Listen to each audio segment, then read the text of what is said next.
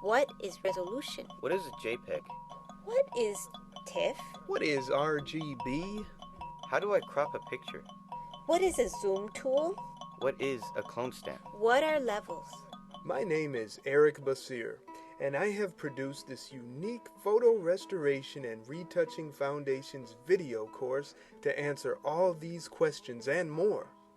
In my classes and workshops, I have taught hundreds how to preserve and restore their personal photographic collections with Adobe Photoshop and Adobe Photoshop Elements. Now you can have me as your personal instructor in this 10-lesson course. After studying the videos and easy-to-read workbook, you'll finish with a firm foundation of how to use Adobe Photoshop or any other photo editing program confidently and correctly. Well, here we are back again 1 month later, and it is a great privilege to be with you here on the Ask the Retoucher live program, where we talk about Photoshop, working on pictures, not making web buttons or designing cool banners or various graphics, strictly photos. That's my specialty. Been doing it since 1999. That is a long time, isn't it?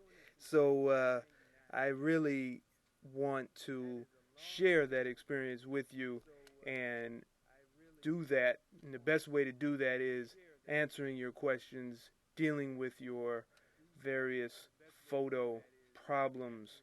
And Photoshop just happens to be a very popular, Adobe Photoshop happens to be a very popular program which I use.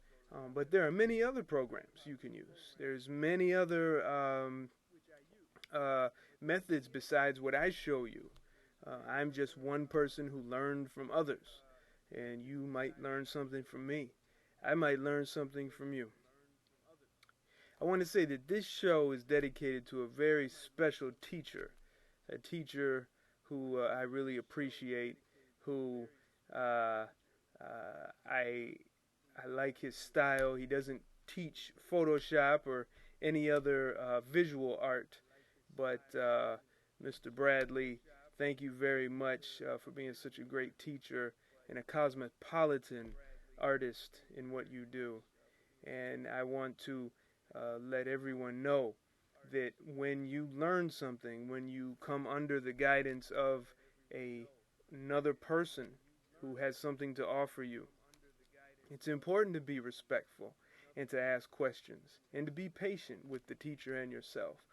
But it's more important for the teacher to treat you with respect and work with you within your limitations and help you build up your strengths. And so when that teacher has an open mind about the things you want to learn, they never discourage you. A good teacher will never say, don't do that. The teacher will say, well, you can try it. You maybe try this. See if that works for you. Half the time it'll work for you better. But if you try it and it works better for you, well, then you've learned something and the teacher learned something. Any teacher that says, no, you don't want to do that. You can't do that. You shouldn't do that. Don't do that. Don't read that. Don't look at that. That's not a teacher. That's a slave maker. So, to put it bluntly, I am not a slave maker, and I am not a slave. So, and you should not let anyone make you think that they have so much, that they know that you have to do exactly what they say, exactly how they do it. A good teacher will show you a way, and they will give you a path, and that path will usually give you a great foundation, and then you'll be able to move up in ways that you're comfortable.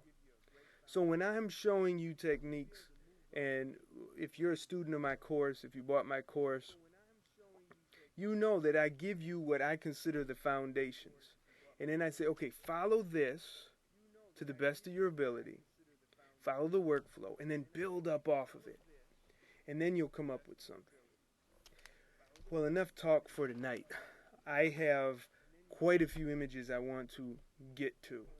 And these, some of these you might recall from the last show, or at least one of them you'll recall from the last show. And I will get this up here. And we had, great. I have it here, and we're going to get this in Photoshop for you on the screen. And I want to get the first one that we had, and that is on a folder here. I'm looking on my handy dandy computer. And good. I'm bringing up the original. Just got to make sure I open it with the proper application. Great. Now this is from a gentleman in the United Kingdom who has been trying to keep up with our shows. It's about, I think it's about 3 in the morning over there right now, so I don't know if he's tuned in. But he's definitely, he really got us working. So this would be John in the United Kingdom. And John sent a message along with this picture. He says, I hope you're well and enjoying the weekend. I firstly would like to thank you for your time in your live session on the 22nd of April 2011. That's what I like from countries from outside of America. They lead the day before the month. It's very, I like that.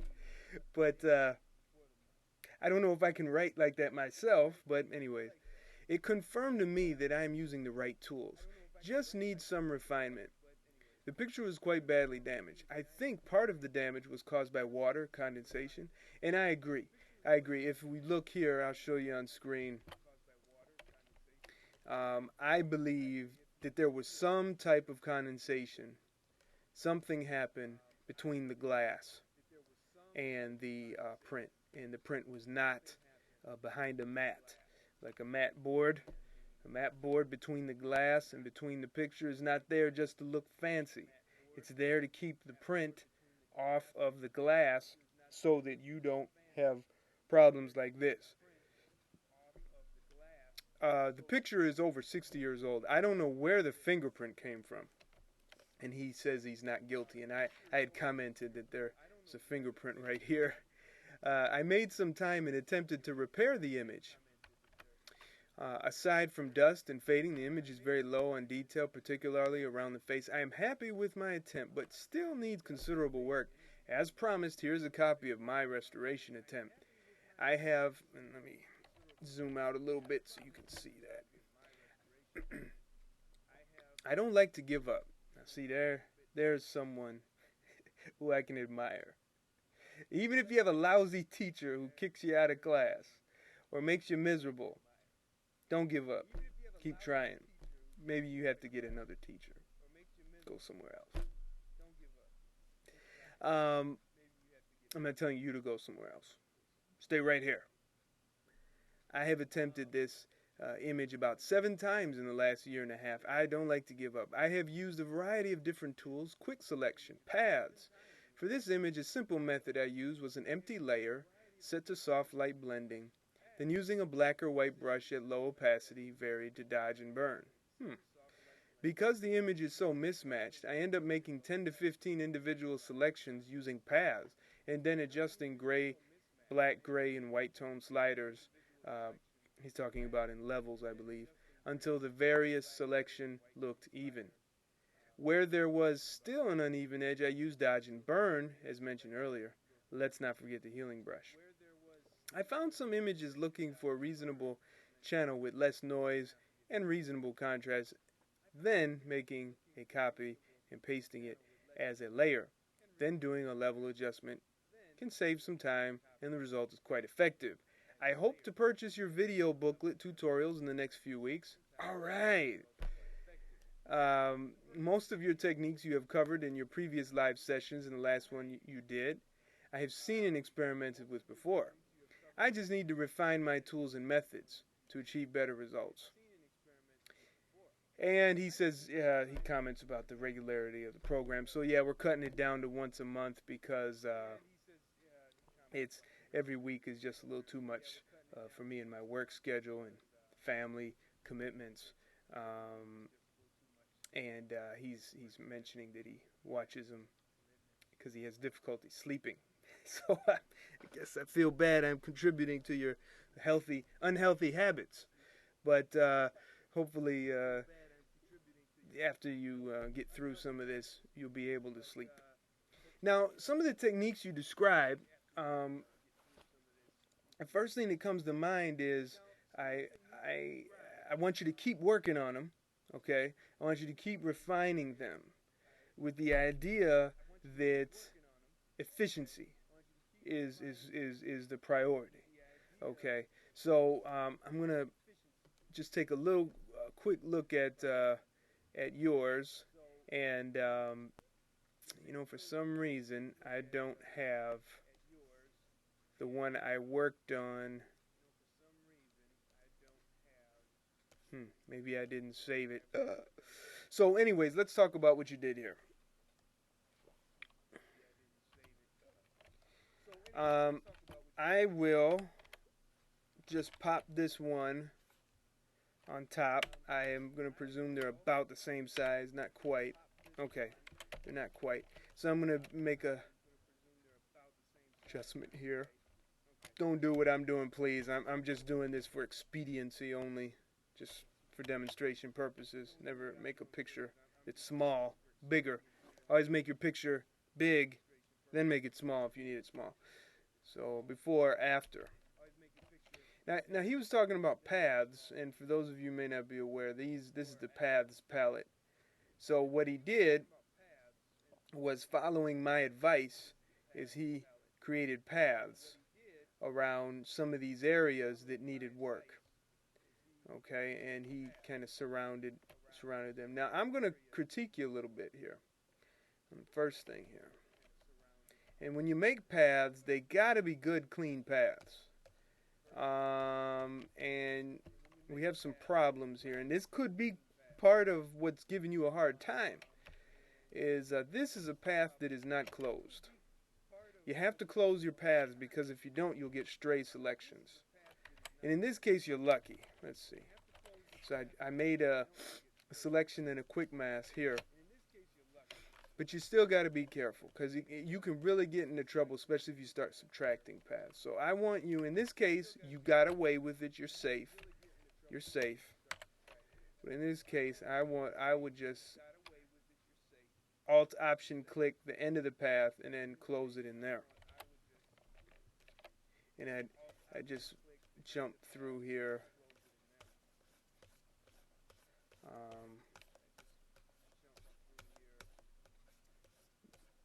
Make sure your paths are closed. They look closed. Okay, so jumping up here, let's check this path. Alright. I should have kept the original somehow in place. Let's see if I can move this over so we can have a perfect match.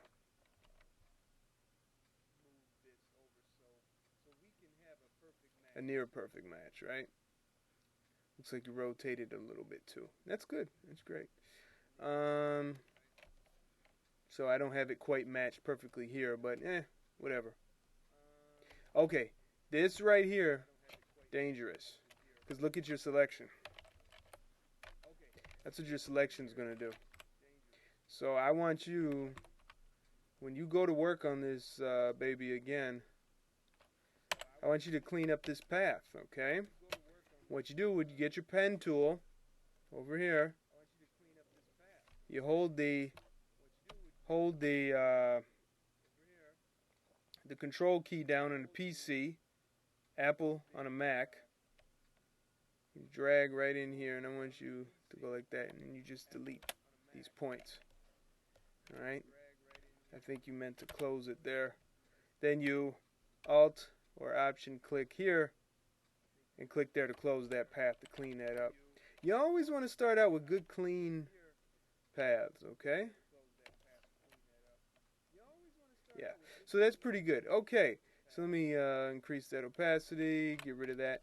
Let's take a closer look.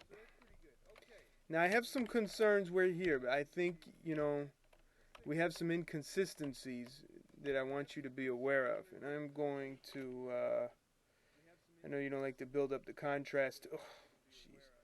I know you don't like to build up the contrast too much. Color balance. I don't like to use that one. I'm going to use, you like to use levels. So let me jump to levels. Just to build up the contrast so that you can see what I'm talking about on screen. Easier.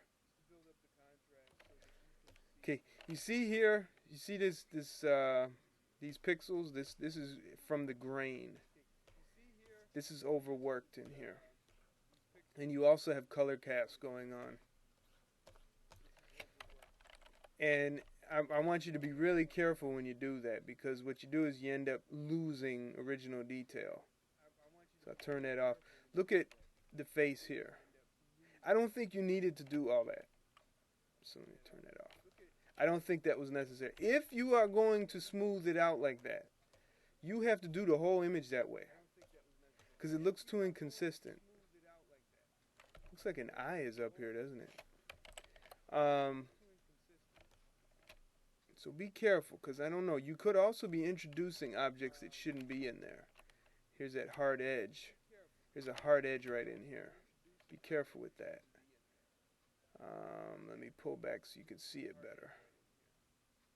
Right in here, hard edges. So let's see if that's in one of your paths. I don't know. I don't know where that comes from. So you want to be real careful. Well, I'm going to tell you, you really did a good job, and you spent a lot of time on this.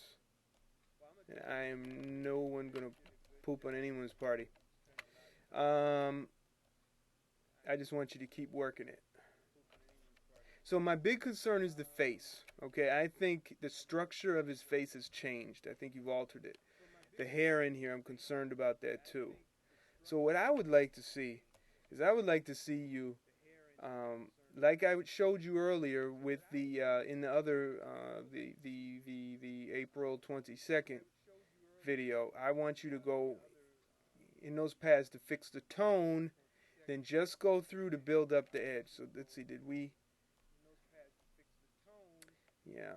So the path that you have isn't quite the path that I would make, because, well, I'm looking at the wrong one, the wrong layer. So let's see. Yeah. So let's just start over here, just to to be brief, because we got to jump through a lot of things. Got to go to a couple more images tonight. And I hate to rush what we're doing for you. But now in this case, I'm going to wrap it over here. Okay, so let's go. Again, I'm doing this for expediency only. I would never do a path that sloppy. Normally. And I will soften the selection by 1 pixel. And now I'll pop in, you want it adjust, you want levels, so we'll use levels, okay? I'll move that slider in a little bit for the shadow and a little bit for the midtone. And one other thing, and I think I mentioned it, I'm not positive, but you have got to desaturate all of the color.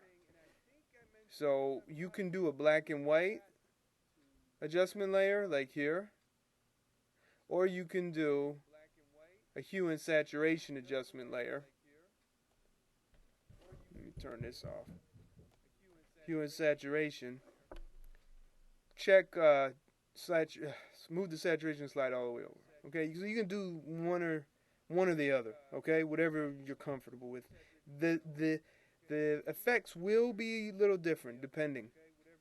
So, anyways, back to this levels. Now I've desaturated, so I've got, at least I got a color balance. going on. As far as I've gotten rid of a color cast. I've gotten rid of a color cast. Now I'm fixing the tones. So look at the side of his face right here, right? Before, after. Before, after. It's clearly a better match. Even look at his nose. See the demarcation in the nose. Okay.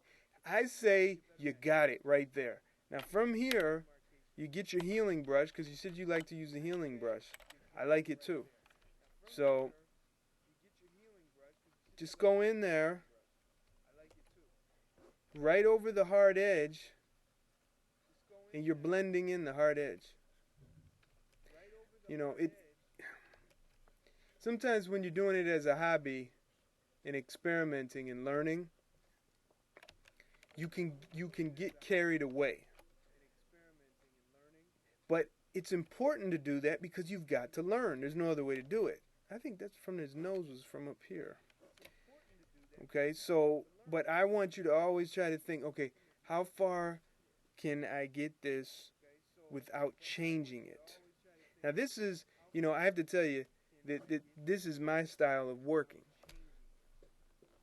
Now some work, and I do get help quite often, and with my work, and it's very hard to do it all by myself. And some styles are definitely very brushed up, very retouched, very enhanced, and you know, that's just the style. So you know, I can do that as well, maybe not as good, but I know this, at least we can keep more of the original integrity. Because I'm very concerned about changing the original. I come from a photojournalism background where we would take pictures, but we couldn't do much to the picture except fix the contrast a little bit, dust spots from the film that we scanned. I mean, can you believe that? People used film? Yeah. So, but anyways, so then now let's throw on a high contrast layer just to build it up and illustrate to you what I'm explaining. So we got a little smudge here. All right. And I know you said with printing things you have to be careful with contrast. So in that case, let's bring up the mid-tone. Oops. Wrong one. I am getting confused with all these layers. All right. There we go. All right. So let's do this. Let's do this. Let's do this. Let's bring these a little closer. Now when I zoom out, look at that. I mean, really, he looks okay. And it's a soft picture. I mean, there's motion going on. The camera, you know, is moving a little bit. Maybe the person was, you know, sneezed or is breathing or something. I'm just talking about the face. Now, of course, the rest of his body is gone. The rest of the image is gone. So, in that case, we can take something, since we're working in what's called an adjustment layer over here, we can take the paintbrush and paint out some of this area here to bring it back. Okay. All right. So let's leave it at that for tonight. And let's see if I can save it to this directory. It may not let me. Okay. And I'll save it over here. Great. And let's jump to the next picture. Now this is an interesting one. I got this from email, and this is from Sam, and Sam is a student. Sam, I think Sam might be tuning in right now. I hope, because I did tell him he actually bought the course. This awesome course right here with a nice set. And we like to run a little ad about it. And speaking of which, I think we got to do that just about now. What makes a good scan? What is a selection? What are layers? What is resolution? What is a JPEG? What is TIFF? What is RGB? How do I crop a picture? What is a zoom tool? What is a clone stamp? What are levels? My name is Eric Basir, and I have produced this unique photo restoration and retouching foundations video course to answer all these questions and more. In my classes and workshops, I have taught hundreds how to preserve and restore their personal photographic collections with Adobe Photoshop and Adobe Photoshop Elements. Now you can have me as your personal instructor in this 10-lesson course. After studying the videos and easy-to-read workbook, you'll finish with a firm foundation of how to use Adobe Photoshop or any other photo editing program confidently and correctly.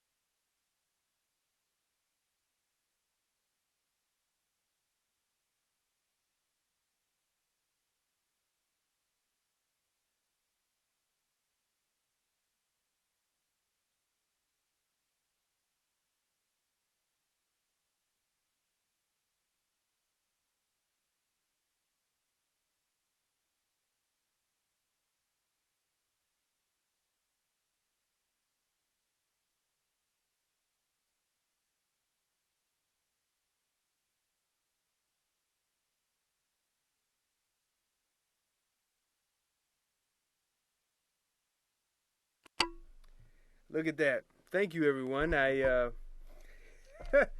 had the sound off again. Thank you for checking in, Dennis. I think I need to pay Dennis for his services because this is the second time he's caught me on the air with no sound. So I appreciate that.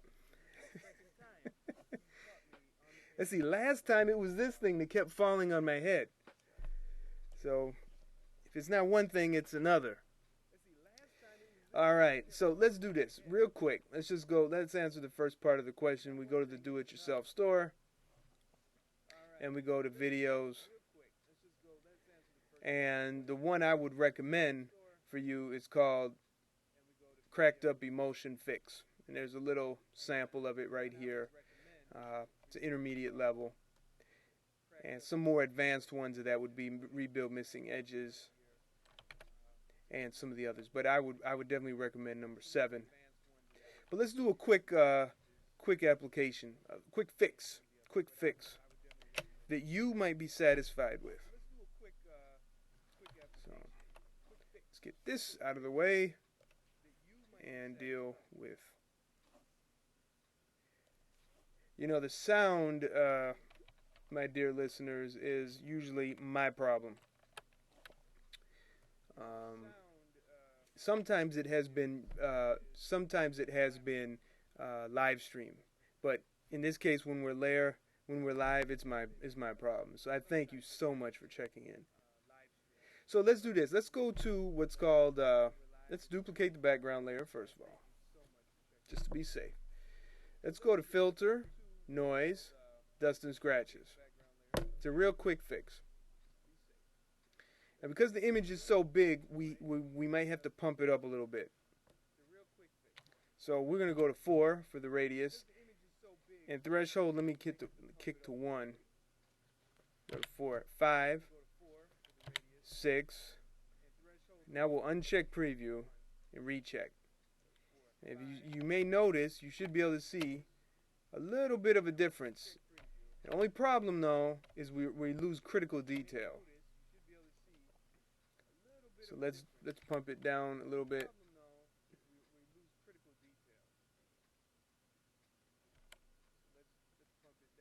Check, uncheck. Yeah, it's definitely a lot.